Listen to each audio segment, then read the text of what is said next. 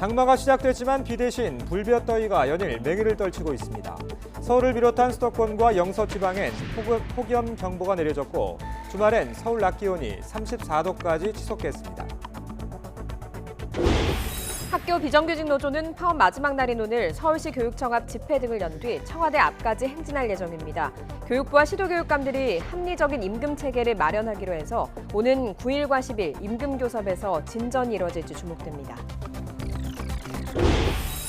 우리나라에 대한 일본의 수출 규제 조치가 어제부터 시작되자 전면에 나서지 않던 청와대가 단호한 입장을 밝혔습니다.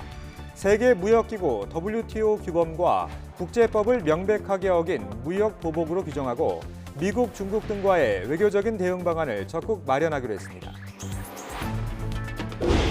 홍남기 경제부총리는 우리나라에 대한 일본의 수출 규제는 명백한 경제 보복으로 상응 조치를 하겠다고 밝혔고 정부는 잇따라 긴급회의를 열었습니다. 하지만 수출 규제가 발표된 지난 1일에야 대응팀이 꾸려지는 등 뒷북 대응이라는 지적도 나오고 있습니다. 어제 서울 잠원동에서 철거 중이던 건물이 무너져 내려 도로를 덮치면서 승용차 여러 대가 밑에 깔려 한 명이 숨지고 3명이 다쳤습니다. 안전수칙을 어겼을 가능성이 제기되는데 철거 현장 주변 가림막도 무용지물이었습니다. 한국 선수로는 처음으로 메이저리그 올스타전 선발 투수 영광을 하는 류현진 선수가 그에 앞서 오늘 오전 전반기 마지막 등판에 나섭니다. 10승에 5번째 도전하는 겁니다. 상대는 샌디에이고, 장소는 승리의 기운이 넘치는 홈구장입니다. 굿모닝 YTN 2부 이어갑니다. 장마가 긴 소강 상태에 들면서 무더위가 기승입니다. 서울에 올해 첫 폭염 경보가 내려졌는데요. 주말까지 33도 안팎의 무더위가 이어지겠습니다. 자세한 날씨 알아보겠습니다. 박현실 캐스터. 네, 야외 스튜디오에 나와 있습니다. 네, 오늘 올 들어서 가장 더운 날씨가 예상된다고요. 네, 그렇습니다. 시원한 장맛비라도 내리면 좋으련만 무더위의 기세만 날로 강해지고 있습니다. 여기에 동풍까지 가세하면서 서울 등 서쪽 지역에 뜨거운 열기가 더해지고 있는데요. 오늘 폭염 경보가 내려진 수도권과 영서 지역은 35도 안팎의 폭염이 맹위를 떨치겠습니다. 홍천의 낮 기온이 35도, 서울은 34도까지 오르겠고요. 습도까지 높아서 열사병과 탈진의 위험성이 무척 큽니다. 한낮에는 어린이나 노약자는 최대한 외출을 자제하시는 게 좋겠습니다. 중부와 경북 내륙 지역을 중심으로 폭염특보가 확대 강화됐습니다.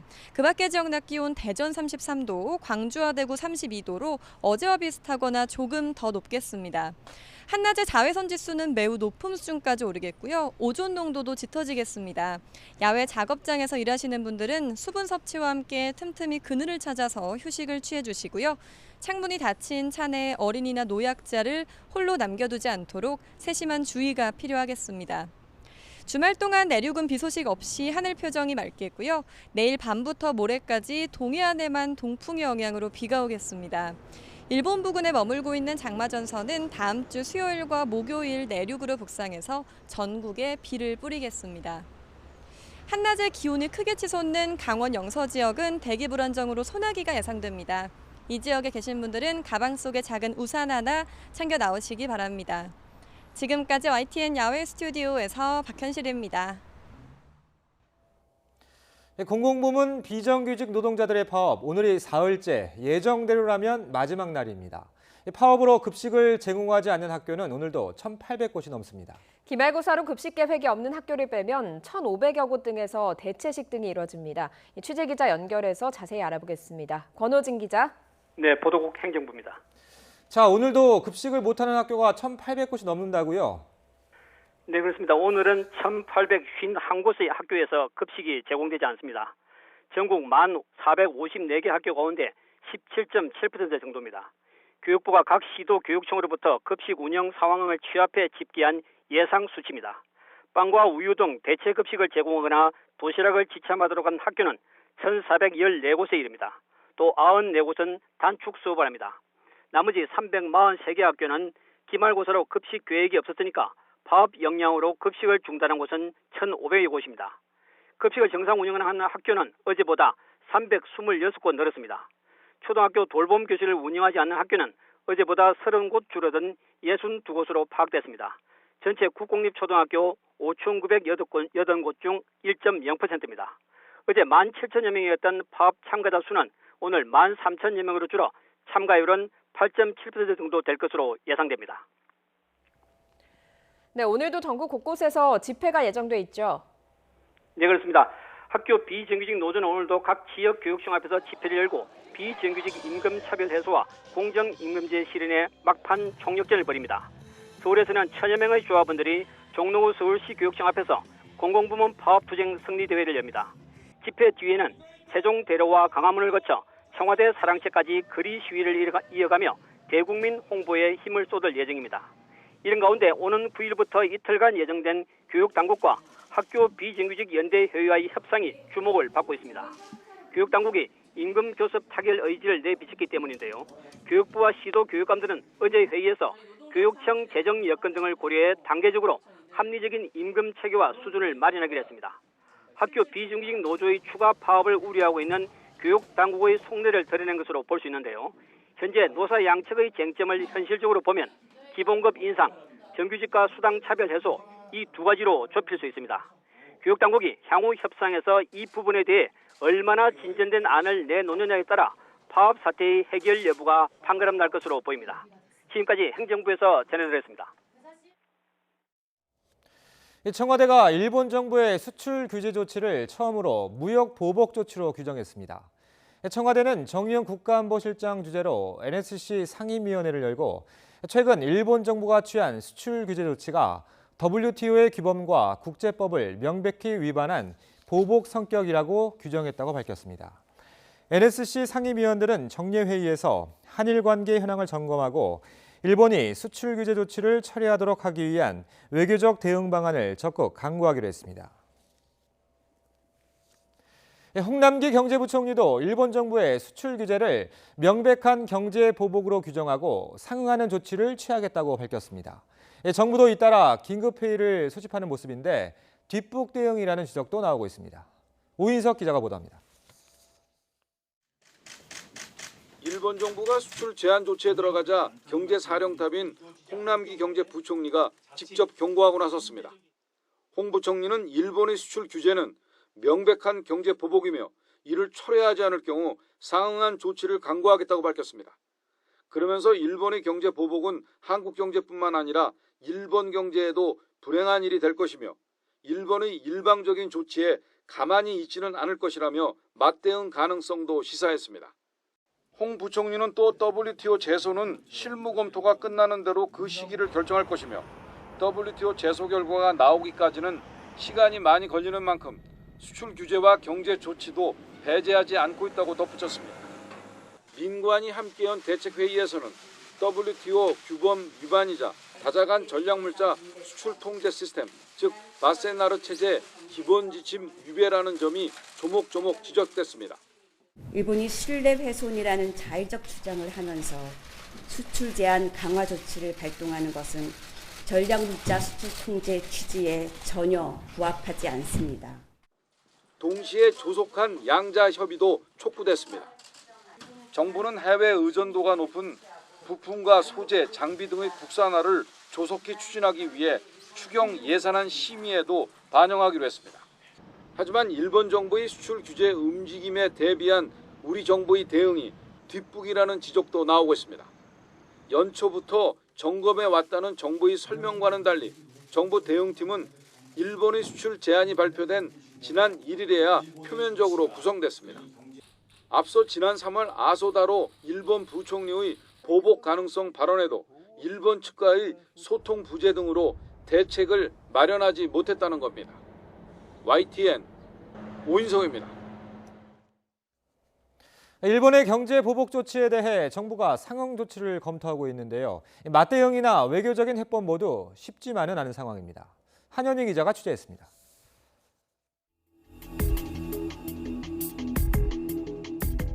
예상보다 빠르고 강도 높은 일본의 경제 보복 조치. 상황을 내버려 두면 국민 여론이 악화할 수 있는 만큼 우리가 강대강 카드를 내미는 건 지금으로선 어쩔 수 없다는 분석입니다.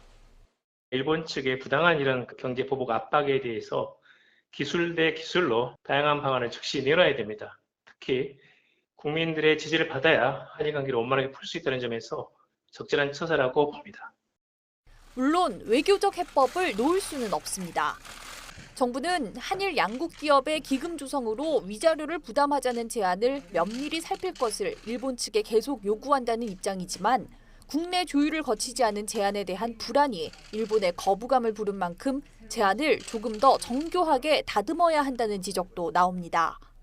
징용재판 결과를 해결할 수 있는 보다 진전된 제안을 일본에게 할 수 있고 또 일본이 납득할 만한 외교 협상을 제기해서 시작해서 청와대를 포함한 다양한 채널을 구축해 일본과 외교적 협상을 이어가는 동시에 우리의 정당성을 일본을 비롯한 세계에 상세히 설명하는 건 역시 필요합니다.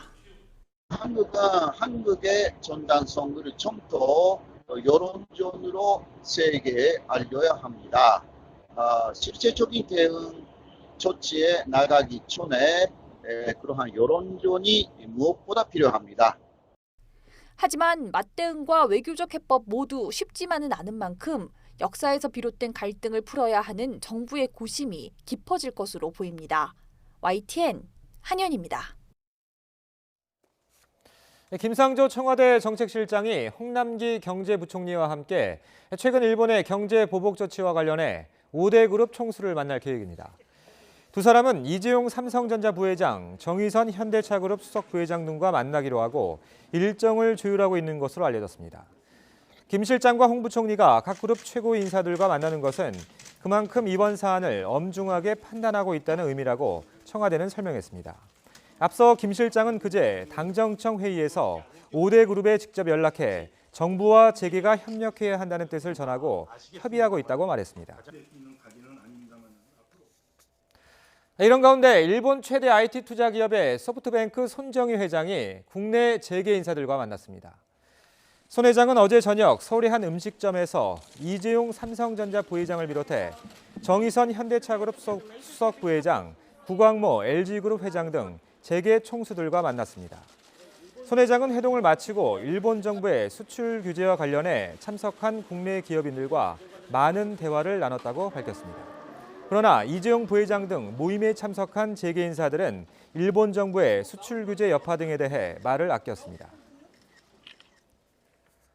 김상조 청와대 정책실장이 오늘 자유한국당 황교안 대표를 예방합니다. 김 실장의 취임 인사를 겸한 자리인데 현 정부의 경제 정책을 놓고 신경전이 예상됩니다. 김주영 기자가 보도합니다. 김상조 청와대 정책실장이 오늘 취임 인사를 겸해 국회를 찾아 자유한국당 황교안 대표를 예방합니다. 한국당 관계자는 청와대 측의 요청으로 이루어진 것이라고 밝혔습니다. 황 대표가 청와대 고위급 인사를 만나는 것은 황 대표 취임 축하 인사차 국회를 찾았던 강기정 정무수석 이후 처음입니다. 만남의 초반부에는 화기애애한 분위기가 연출되겠지만 문재인 정부의 경제 정책을 놓고는 은근한 신경전도 예상됩니다. 경제가 곳곳에서 적신호를 보이는 가운데 정부 여당과 한국당이 문제점 진단과 향후 노선을 두고 첨예하게 맞서고 있기 때문입니다. 한국당은 급격한 최저임금 인상 등으로 중소상공인과 영세 자영업자가 어려움을 겪고 있고 각종 규제와 세 부담으로 기업이 국내 대신 해외 투자를 늘리고 있다면서 정부 경제정책의 수정을 촉구하고 있습니다. 잘못된 소득 주도 성장 정책 폐기를 선언하십시오. 민주당도 선심 공약으로 선거에 이길 궁리만 하지 말고 당당한 정책 경쟁을 벌여야 할 것입니다. 반면 정부 여당은 소득주도 성장 정책을 고수하면서 추경안 등 각종 민생 경제 현안에 대한 제1야당의 협조를 당부하고 있습니다. 특히 미중 무역 갈등과 일본의 통상 보복 조치 등 대외 변수가 우리 경제에 미치는 영향이 적지 않은 만큼 초당적 협력을 거듭 요청할 것으로 보입니다. 하반기 경제정책 방향뿐만 아니라 이제 국회가 정상화되었으니까 곧 심의될 추경이 조속히 통과되기를 기대를 하고요. 이런 가운데 한국당이 요구했던 경제 원탁 토론회가 이번 달 중순쯤 열릴 가능성도 제기됩니다. 다른 정부 관계자와 함께 김상조 실장도 토론회 참석 대상에 포함될 수밖에 없어 이번 만남이 전초전의 성격을 띨 것으로 보입니다. YTN 김주영입니다. 더불어민주당 이인영, 자유한국당 나경원 원내대표에 이어서 오늘 바른미래당 오신환 원내대표가 국회에서 교섭단체 대표연설을 합니다. 취임 후 처음으로 교섭단체 대표연설에 나서는 오 원내대표는 문재인 정부의 소득주도 성장과 확대 재정 정책에 따른 우리나라의 경제 위기를 지적하고 경제 회생을 비롯한 개혁 방안을 제시할 것으로 보입니다. 최근 국회가 장기간 공전된 것에 대해선 민주당과 한국당을 싸잡아 비판할 것으로 전망됩니다. 바른미래당 최이배 의원이 자유한국당 의원들이 패스트트랙 추진 당시 자신을 의원실에 감금한 것은 명확한 불법 행위라며 떳떳하다면 자진 출두하라고 밝혔습니다. 최 의원은 CBS 라디오 인터뷰에서 이같이 말하고 흠집내기와 면박주기라는 한국당의 주장은 동의할 수 없다고 강조했습니다. 이어 이채익 의원이 경찰청에 수사 자료를 요청한 것에 대해서도 굉장히 부적절한 자료 요청이고 외압이라고 생각한다고 말했습니다. 어제 오후 2시 20분쯤 서울 잠원동에서 철거 중이던 건물이 무너지면서 왕복 4차선 도로를 덮쳤습니다. 이 사고로 신호를 기다리던 승용차 석 대가 건물 잔해에 깔리면서 탑승자 4명이 함께 매몰됐습니다. 2명은 곧바로 구조됐지만 나머지 2명은 대형 크레인까지 동원한 끝에 4시간 만에 구조됐습니다. 하지만 의식을 잃은 상태에서 마지막으로 구조된 여성 1명은 끝내 숨졌습니다. 이번 사고로 숨진 여성이 결혼을 앞둔 예비 신부였던 것으로 확인돼 주변에 안타까움을 더하고 있습니다. 이들은 2, 3년 교제한 사이였고 결혼을 약속한 예비 부부로 결혼 반지를 찾으러 가는 길에 사고를 당한 것으로 알려졌습니다. 건물은 갑자기 무너져 내렸습니다. 이유는 아직 파악 중인데요. 전문가들은 일단 철거 작업 과정에서 안전 수칙을 지키지 않았을 가능성을 제기하고 있습니다. 김우준 기자가 보도합니다. 30톤짜리 거대한 콘크리트 벽은 굉음과 함께 갑자기 무너져 내렸습니다. 짧은 순간 간신히 차량을 빠져나온 것만 해도 그야말로 천만다행이었습니다.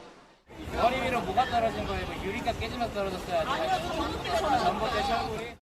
앞에 가보니까 차가 다 깔려 있었고 한 대는 보일뚱말뚱하고. 갑작스러운 붕괴의 원인으로는 일단 철거 작업 중에 나온 잔해물이 지목됐습니다. 지하 1층 해체 작업 중에 건물이 기울었는데 이때 잔해물들이 한쪽으로 쏠리면서 하중을 견디지 못했다는 겁니다. 저 건물 뒤편에서 이미 다 철거가 진행이 되고 있었습니다. 그 과정에 무너진 상황이고 공사 현장을 가림막에 둘러싸고 있었지만 무용지물. 애초 최소한의 낙하물들이 외부로 쏟아지는 걸 막는 데 설치됐을 뿐 붕괴하는 건물을 막을 수는 없었습니다. 가림막의 역할이나 원인에 대해서는 조사를 해서 결과를 말씀드리겠습니다.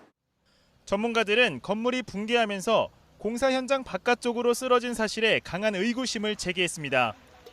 규정대로 작업을 진행했다면 당연히 공사 현장 내부를 향해 무너져 내려야 했다는 겁니다. 철거 프로세스를 잘 준수하지 않았기 때문에 외벽이라든지 이것이 바깥으로 쏟아진 부분은 그 철거 해체의 아주 기본을 조금 지키지 않았던 그런 부분인 것 같고요. 경찰은 안전수칙 준수 여부와 함께 철거 작업 과정에서 감리가 제대로 이루어졌는지도 함께 조사할 방침입니다. YTN 김우준입니다. 서울 상봉동에서 승용차가 전봇대를 들이받아서 인근 주택이 정전 피해를 입었습니다. 부산에서는 승용차가 병원 출입문을 뚫고 돌진했습니다. 사건 사고 소식 김진호 기자가 종합했습니다. 승용차에 부딪힌 전봇대가 기울어져 있고 차량은 부서져 있습니다. 도로를 달리던 승용차가 또 다른 승용차와 전봇대를 연이어 들이받았습니다. 이 사고로 운전자 1명이 다쳐 병원으로 옮겨졌고 전봇대가 기울어지면서 인근 주택 300여 세대가 15분 가까이 정전 피해를 입었습니다. 경찰은 브레이크가 말을 듣지 않았다는 사고 차량 운전자의 말을 토대로 정확한 사고 경위를 조사하고 있습니다. 병원 문을 뚫고 들어간 승용차의 운전자가 들것에 실려 나옵니다. 어제 오후 5시 20분쯤 부산시 해운대구 우동에 있는 한 병원 1층 출입문으로 BMW 승용차가 돌진해 운전자가 다쳤습니다. 다행히 다른 사람들의 피해는 없었습니다. 경찰은 내리막길을 내려오던 사고 승용차가 병원 입구로 돌진했다는 목격자들의 말을 토대로 제동장치 이상 여부 등 정확한 사고 원인을 조사하고 있습니다. 어제 저녁 7시쯤 강원도 평창군 용평면의 주택에서 불이 났습니다. 불은 주방 싱크대 등을 태우고 20여 분 만에 꺼졌지만 집안에서 80대 남성이 숨진 채 발견됐습니다. 경찰과 소방당국은 숨진 남성의 가족 등을 상대로 정확한 사망 경위를 조사하고 있습니다. 바다에서 길을 잃은 고무보트가 해로드 앱을 통해 구조를 요청해 안전하게 구조됐습니다. 보트에 타고 있던 52살 A씨는 낚시를 하던 중 갑자기 짙은 해무가 끼면서 길을 잃자 스마트폰의 해로드 앱을 통해 부산 해경 상황실로 구조를 요청했습니다. 해로드 앱은 전자해도 기반의 해양 안전정보 서비스 앱으로 구조 요청 버튼을 누르면 신고자의 위치가 바로 표출됩니다. YTN 김진호입니다. 경기 용인의 한 아파트에서 개가 만 3살 여자아이를 물어서 경찰이 수사에 나섰습니다. 경기 용인 동부경찰서는 과실치상 혐의로 개주인 71살 A씨를 입건할 예정이라고 밝혔습니다. A씨는 지난달 21일 오후 5시 10분쯤 경기 용인시 기흥구에 있는 아파트 엘리베이터 앞에서 자신이 키우던 폭스테리어의 관리를 소홀히 해서 비양의 허벅지를 다치게 한 혐의를 받고 있습니다. 경찰은 앞서 지난 1월에도 A씨의 폭스테리어가 같은 아파트에 사는 초등학생의 중요 부위를 물어서 다치게 한 사실을 확인하고 함께 조사하고 있습니다. 전 남편 살해 사건의 피고인 고유정 측이 생명과학을 전공한 변호인을 포함해서 강력한 변호인단을 꾸려서 재판을 준비하고 있는 것으로 확인됐습니다. 법조계에 따르면 고 씨 측은 형사소송법 관련 논문을 다수 작성한 판사 출신의 변호인과 대학에서 생명과학을 전공한 변호인 등 5명을 변호인으로 선임했습니다. 제주지법 형사 2부는 오는 15일 오전 10시 30분 고 씨에 대한 공판 준비 절차에 들어갑니다. 숙명여고 교무부장이던 아버지와 공모해서 학교 시험 문제와 정답을 유출한 혐의를 받는 쌍둥이 자매가 정식 재판에 넘겨졌습니다. 서울중앙지검은 어제 숙명여고 전 교무부장 A씨의 쌍둥이 딸을 아버지와 같은 업무 방해 혐의로 불구속 기소했습니다. 앞서 검찰은 두 딸이 미성년자고 아버지가 구속 기소된 점 등을 고려해서 소년부로 송치했지만 가정법원은 두 딸도 형사처분이 필요하다고 판단해서 서울중앙지검으로 되돌려 보냈습니다. 경찰이 유착 비리를 끊기 위해서 일부 경찰서를 특별 인사관리구역으로 지정하고 근무자들을 대폭 물갈이하기로 했습니다. 경찰이 근무자의 최대 70%를 교체하겠다며 첫 번째 대상으로 서울 강남경찰서를 지목했는데 효과가 있을지 의문입니다. 김대근 기자입니다. 앞으로 유착 비리가 있거나 가능성이 있는 경찰서는 특별 인사관리구역으로 지정됩니다. 버닝썬 사건으로 논란이 된 강남경찰서가 첫 번째 대상이 됐습니다. 특별 관리 기간은 최장 5년, 그 사이 매년 2차례 인사검증을 거쳐 기준에 미치지 못한 30에서 70% 인원을 교체합니다. 그동안 평균 교체 비율이 5년 동안 15% 정도였던 것에 비하면 파격적인 조치입니다. 하지만 현실성 없는 충격요법이라거나 유착 비리를 일부 경찰서만의 문제로 축소해 본 것이라는 지적도 있습니다. 엉뚱하게 물갈이하는 것은 또 다른 한 측면에서 보면 그 지역 사정에 좀 밝아야 될 경찰 활동에 있어서 전문성이라든지 또 지역의 어떤 그 익숙한 그 경찰관들을 이렇게 갑자기 배치를 하게 되면 자칫하면 또 치안의 공백 이런 부분도 있을 수 있습니다. 상징적 단기 처방적 노력이고 강남 경찰서에만 이 처방이 필요하기보다는 사실은 전체적인 경찰을 대상으로 해서 이와 같은 처방이 필요한 것이고 일선 경찰관들도 일부 직원의 잘못을 전체로 확대해 인사검증을 하겠다는 것이라며 반감을 보이는 상황. 잠재적인 범죄자 취급이라는 불만도 있습니다. 비리 사실이 없더라도 검증 기준에 못 미쳐 전출될 경우 마치 문제가 있는 직원으로 낙인 찍힐까 우려하기도 합니다. 경찰은 또 수사와 단속의 투명성을 높이기 위해 무작위로 사건을 배당하고 현직 경찰이 퇴직자와 접촉할 경우 반드시 신고하도록 했습니다. 하지만 이 역시 유명무실해지지 않기 위해서는 경찰 개개인의 자정의지가 중요하다는 지적입니다. YTN 김대근입니다. 마약 투약 혐의로 구속된 남양유업 창업주 외손녀 황하나 씨를 부실 수사한 혐의를 받는 경찰관에 대해서 경찰이 다시 구속영장을 신청했습니다. 서울지방경찰청 지능범죄수사대는 직무유기와 뇌물수수 혐의를 받는 박모 경위에 대한 구속영장을 다시 신청했습니다. 지난 2015년 황 씨 사건을 담당했던 박 경위는 황 씨 사건 제보자의 지인에게서 수사 착수 전부터 여러 차례에 걸쳐서 수천만 원을 받은 혐의를 받고 있습니다. 불법 게임 장업주로부터 뇌물을 받고 단속 정보 등을 흘린 현직 경찰관이 검찰에 소환돼서 조사를 받았습니다.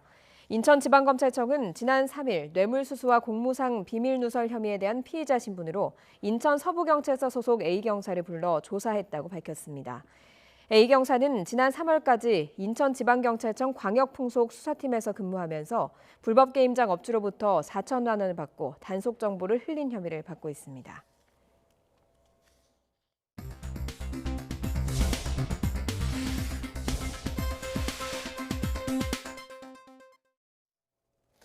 이 시각 보도국입니다. 61년 만에 총파업을 예고한 전국 우정노조가 오늘 우정사업본부와 마지막 쟁의 조정회의를 진행합니다.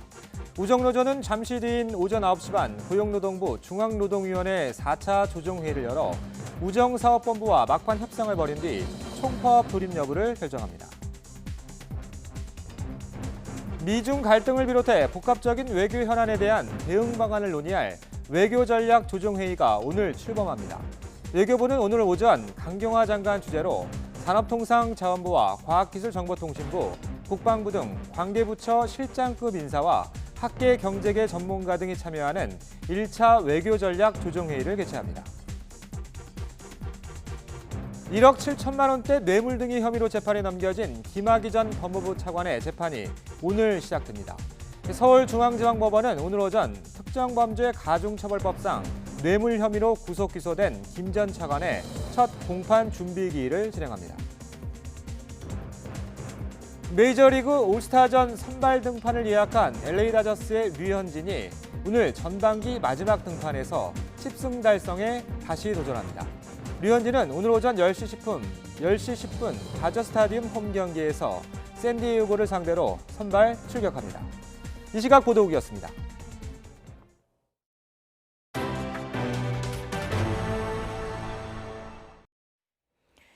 (20대) 남성이 국제 테러 단체인 이슬람 국가 IS를 추종하면서 테러를 준비한 혐의로 군경 합동 조사를 받고 있습니다.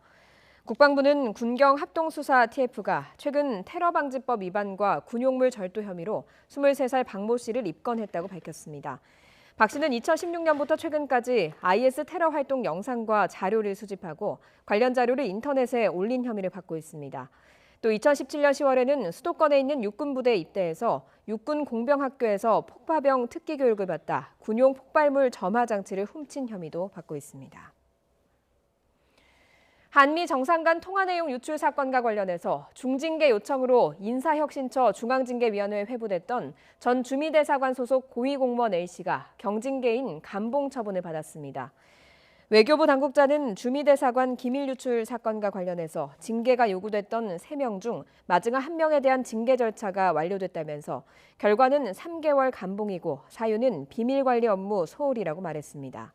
앞서 기밀을 유출한 당사자인 K 전 주미대사관 참사관은 지난 5월 말 외교부 자체 징계위원회에서 파면 처분을 받았고 K씨에게 기밀을 건네준 주미대사관 직원 B씨는 중징계 요청에도 감봉 3개월 처분이 내려졌습니다. 남북미 정상의 판문점 회동 이후 우리 정부에 대한 북한의 태도가 조금 유해졌습니다. 하지만 여전히 남북 대화에 대해선 소극적인 태도를 보이고 있습니다. 김지선 기자가 보도합니다. 불과 지난주까지 북미 관계에 참견하지 말라며 우리 정부를 향해 날을 세웠던 북한 외무성. 북한 대외 매체도 연일 문재인 대통령의 비핵화 대화 촉구 발언을 꼬집으며 북미 대화 교착의 책임자로 몰아붙였습니다. 판문점 남북미 회동 이후 우리 정부를 향한 직접적인 비난은 눈에 띄게 줄었습니다. 북한은 지난 6월까지 대화 재개를 위한 조직 정비가 마무리되었고 대남 비난을 자제하고 있는 것은 아마 북미 실무회담 이후 남북 대화를 곧장 재개하겠다는 메시지가 담긴 것으로 분석합니다. 하지만 우리 측의 대화 제의엔 여전히 선뜻 움직이지 않고 있습니다. 비상이 걸렸다는 아프리카 돼지열병의 방역 협력 제안에 답이 없는 것은 물론 정부가 승인한 개성공단 입주 기업인들의 방북 문제에도 소극적 태도를 보이는 것으로 전해졌습니다. 돼지열병 협력 제의나 개성공단 기업이 방북 등에 대한 북한의 어떤 호응이 있는지 궁금합니다. 아직 특별하게 새롭게 이렇게 말씀드릴 내용은 없습니다. 북한은 혹시나 기대를 모았던 이번 주 남북 연락사무소장 회의도 역시나 불참을 통보해왔습니다. 당분간 북미 실무 협상 재개를 위한 물밑 접촉이 활발할 것으로 보이는 가운데 실무 협상 진전에 따라 남북 관계도 상당한 영향을 받을 전망입니다. YTN 김지선입니다. 통일부는 남북 정상회담 추진과 관련해서 일단은 북미 대화 추이에 집중하면서 신중하게 대처하겠다는 입장을 밝혔습니다. 통일부 당국자는 기자들과 만나서 정부는 남북관계 개선과 북미관계 진전이 선순환되도록 노력할 것이라며 판문점 남북미 3자 회동 성과를 바탕으로 북미 간 대화에 집중할 필요가 있다고 설명했습니다. 그러면서 남북 정상회담은 이런 방향에서 신중하게 대처해 나가겠다고 덧붙였습니다. 외교부는 유엔 평화유지활동 PKO 정책협의회를 열고 동명부대와 한빛부대의 해외 파병 연장 필요성을 확인했습니다. 이태호 2차관 주재로 국방부와 합동참모본부, 경찰청, 국토연구원 등 관계기관이 참석한 가운데 열린 회의에서는 레바논에 나가 있는 동명부대와 남수단에 파견된 한빛부대 파견 연장 문제가 논의됐습니다. 외교부는 파견 지역 내 정세가 안정적이고 성공적 임무 수행을 통해서 유엔과 현지 정부의 높은 평가를 받고 있으며 우리나라에 대한 이해와 관심 제고에 기여하고 있는 점을 고려해서 국군 부대의 파견 연장 필요성을 확인했다고 설명했습니다. 2심 재판을 받고 있는 이명박 전 대통령 측이 핵심 증인들을 회유했다는 의혹이 불거진 가운데 보석 조건을 잘 지키는지 확인하기 위한 신문이 열렸습니다. 재판부는 일단 보석 상태를 유지하기로 결정했는데 취소 가능성도 경고했습니다. 강희경 기자가 보도합니다. 과거 이명박 전 대통령 최측근이던 김희중 전 청와대 부속실장의 검찰 진술은 이 전 대통령 뇌물 혐의 입증에 결정적인 역할을 한 것으로 알려져 있습니다. 그런데 김 전 실장이 자신의 검찰 진술을 일부 뒤집는 취지의 내용이 담긴 사실확인서가 최근 항소심 재판부에 제출됐습니다. 검찰은 그 배경에 이 전 대통령 측의 회유가 있다고 의심하고 있습니다. 보석 이후 이 전 대통령을 접견한 전 청와대 행정관이 진술 번복을 계속 부탁한 것으로 보이고 그 내용도 이 전 대통령이 줄곧 부인했던 취지와 같다는 점이 의심스럽다는 겁니다. 보석 이후 사건 관계인이 작성해낸 진술서가 5건이나 된다는 점도 근거로 내세우며 단순한 의혹 제기가 아니라고 강조했습니다.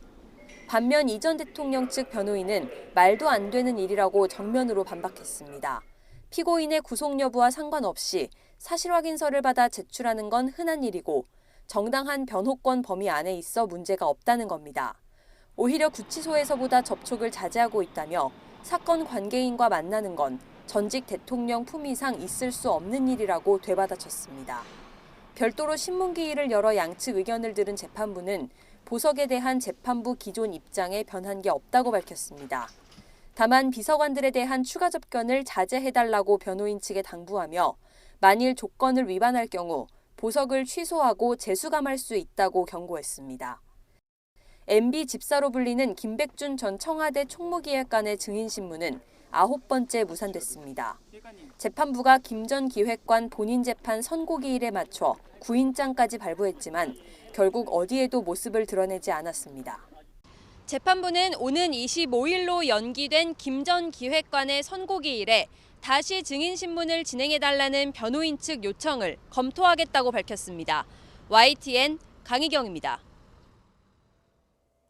어제 부산에선 유명 귀금속 거리에서 강도 사건이 발생했습니다. 흉기에 찔린 50대 종업원이 크게 다쳤습니다.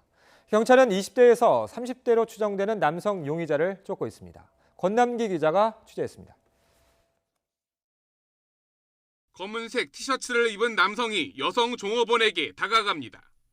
조금 뒤 진열장에 있는 귀금속 등을 챙기는가 싶더니 가방을 들고 사라집니다. 어제 오후 5시 20분쯤 부산시 부산진구 범천동의 귀금속 상가에서 벌어진 일로 흉기를 든 남성은 50대 여성 종업원을 여러 차례 찌른 뒤 금품을 챙겨 달아났습니다. 이 남성은 마스크 없이 얼굴을 그대로 드러내고 범행을 저질렀습니다. 또 범행에 사용한 흉기는 손에 든 채 옷으로 가리고 도주했습니다. 사건 당시 복부와 목 등을 다친 피해 여성은 인근 대학병원으로 옮겨졌으나 중태인 것으로 전해졌습니다. 지금 상당히 중태죠. 아직까지 의식을 피도 지금 상당히 많이 났고 아마 이 금고를 노리질 않았나. 경찰은 CCTV 등을 분석해 20대 후반에서 30대 초반으로 보이는 남성을 찾고 있습니다. 피해 금은방 주변은 관련 상가가 모여있는 귀금속 거리로 지난주에도 유리를 망치로 깨고 금목걸이 등 수천만 원어치가 털리는 사건이 발생했습니다.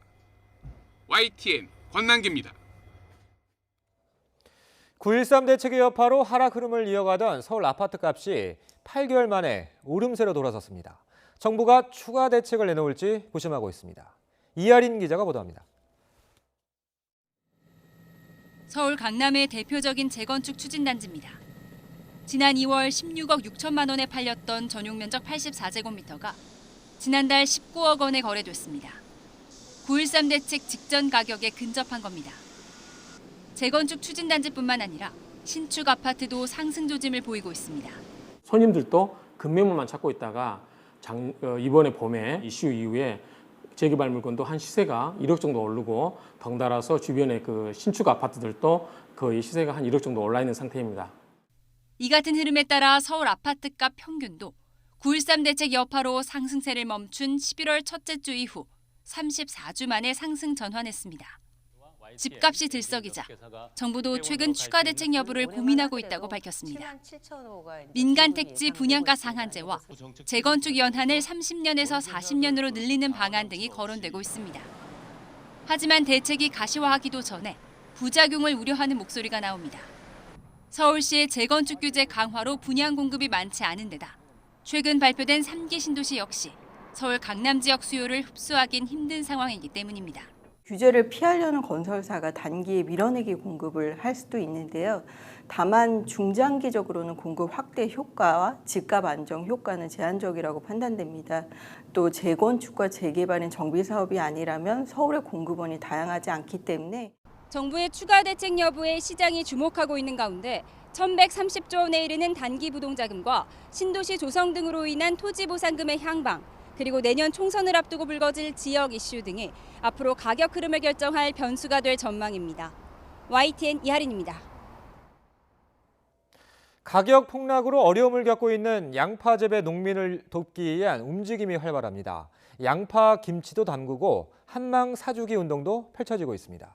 김범한 기자가 현장 취재했습니다. 양파를 기르는 농민의 시름은 깊습니다. 양파값이 속절없이 떨어지고 있기 때문입니다.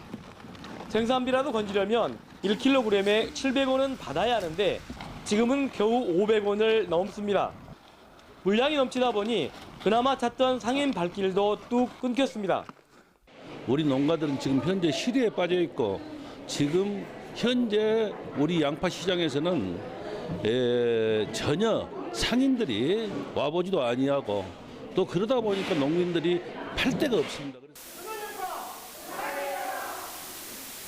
정성스럽게 양파김치를 담그는 손길이 분주합니다.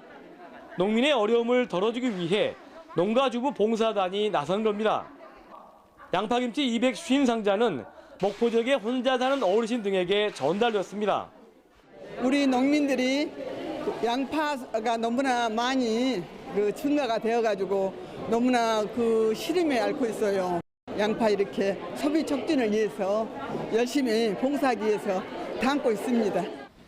화물차에서 양파를 내리느라 구슬땀을 흘립니다. 양파는 미리 주문한 부서별로 나뉩니다. 공무원들이 양파 한방 사주기 운동에 나선 겁니다. 전라남도는 양파 300톤을 사서 전국에 450여 개 점포를 가진 대형 유통업체와 함께 양파 팔아주기 행사를 펼치고 있습니다. 올해 과잉 생산된 양파 물량은 19만 톤. 민과 관이 함께 대대적인 소비 촉진 운동을 펼치면서 양파 수급에 조금이나마 숨통이 트여가고 있습니다. YTN 김범환입니다. 최근 우리나라 여름이 예전보다 길어졌고 폭염도 심해져 가축 피해가 매년 늘고 있습니다. 더위로 인한 가축 피해를 줄일 수 있는 시스템이 개발돼 주목받고 있습니다. 김학무 기자가 보도합니다. 지난해 우리나라 폭염 일수는 31일로 2015년의 10일보다 3배나 많았습니다. 여름 기간도 지난 30년 동안 19일이나 길어졌습니다. 지난해 더위로 폐사한 가축이 908만 마리에 달할 정도로 피해도 늘고 있습니다. 올해도 지난해 못지않은 더위가 예상되면서 농가는 벌써 비상입니다.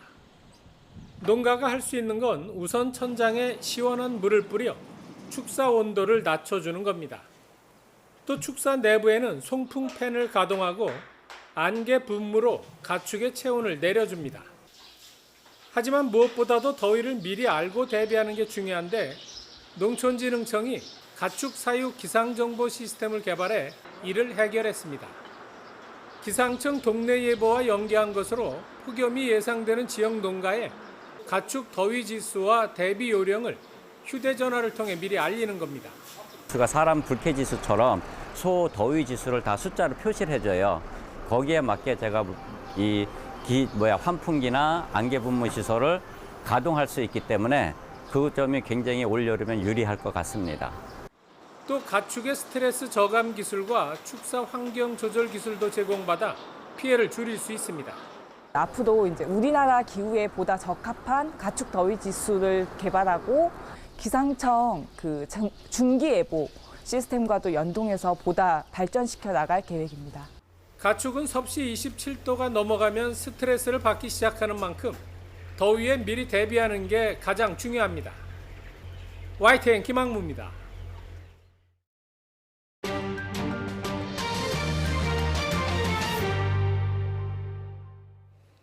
유럽연합 EU의 제재를 어기고 이란산 원유를 싣고 시리아로 가던 유조선이 영국령 지브롤터에 억류됐습니다.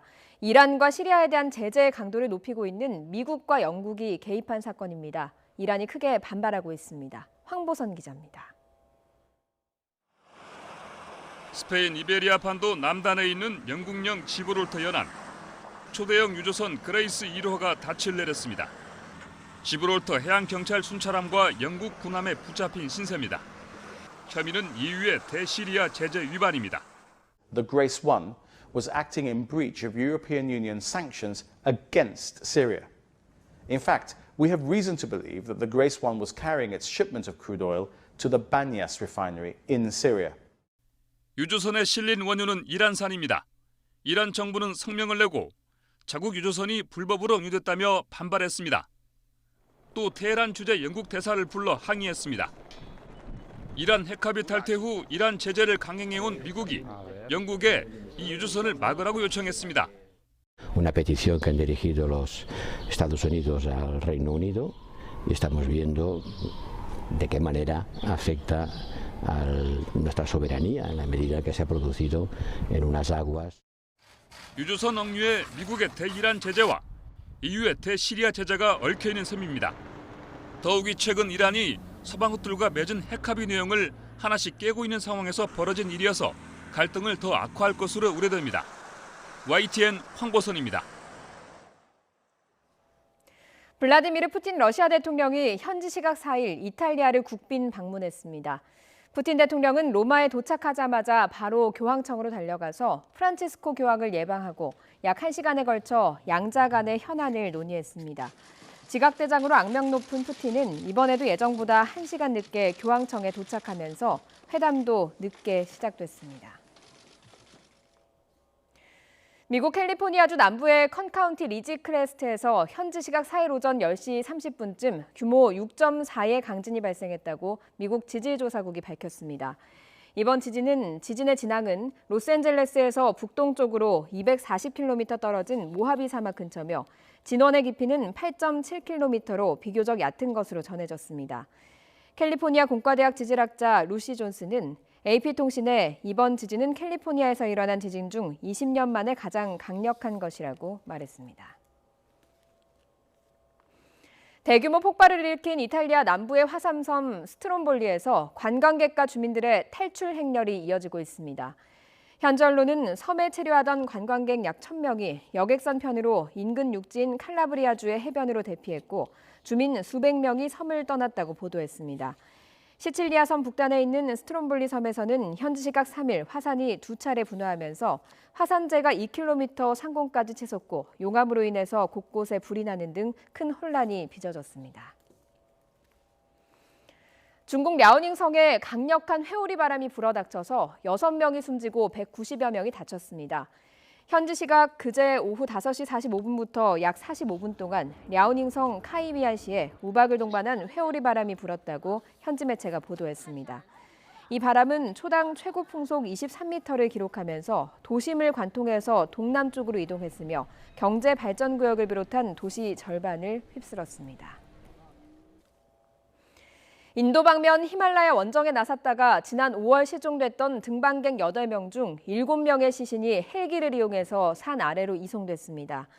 인도 당국은 우기가 시작되면서 마지막 1명을 수색하는 작업은 포기했다고 외신들이 보도했습니다.